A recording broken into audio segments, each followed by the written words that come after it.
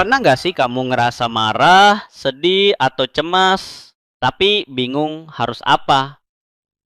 Atau kamu tahu perasaannya, tapi nggak tahu gimana cara ngeluarinnya? Kalau iya, kamu nggak sendiri.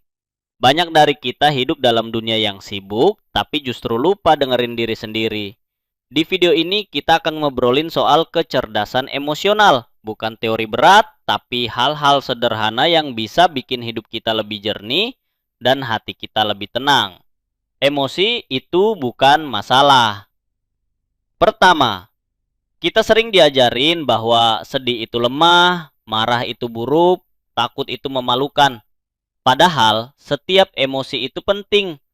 Marah bisa berarti, "Hei, batasku dilanggar." Takut bisa bilang, "Aku butuh perlindungan." Cemas bisa jadi alarm, ada hal yang belum beres. Emosi bukan musuh, tapi pesan. Dan tugas kita adalah mendengarkannya.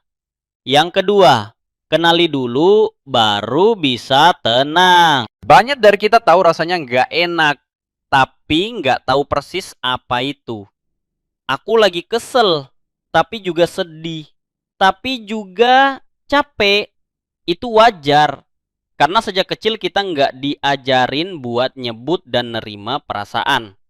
Tapi sekarang kita bisa mulai dari hal sederhana, berhenti sejenak dan tanya, apa yang aku rasain? Kasih nama, cemburu, kecewa, takut, atau butuh pelukan. Rasakan di tubuh, bukan cuma di kepala. Yang ketiga, bedakan emosi dan reaksi. Marah itu wajar, tapi nyakitin orang karena marah itu reaksi. Dan reaksi bisa kita pilih. Kita bisa marah tanpa membentak. Kita bisa sedih tanpa menarik diri dari semua orang.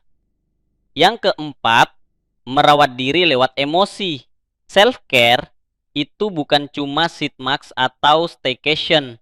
Merawat diri juga berarti ngerti kapan kita butuh istirahat, butuh didengar, atau butuh nangis.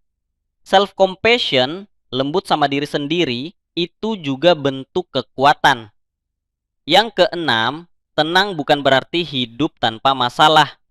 Tenang itu bukan karena hidup nggak ada masalah, tapi karena kita punya jangkar di dalam. Kita tahu cara napas saat panik, tahu kapan harus stop dan refleksi, tahu bahwa semua emosi datang dan akan pergi.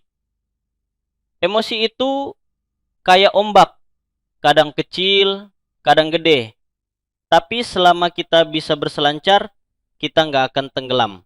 Yuk, mulai dari hal kecil, kayak journaling, latihan napas, atau sekedar sadar, aku lagi ngerasa apa ya hari ini? Karena dalam kejernihan, kita bisa memilih. Dan dalam ketenangan, kita bisa bertumbuh.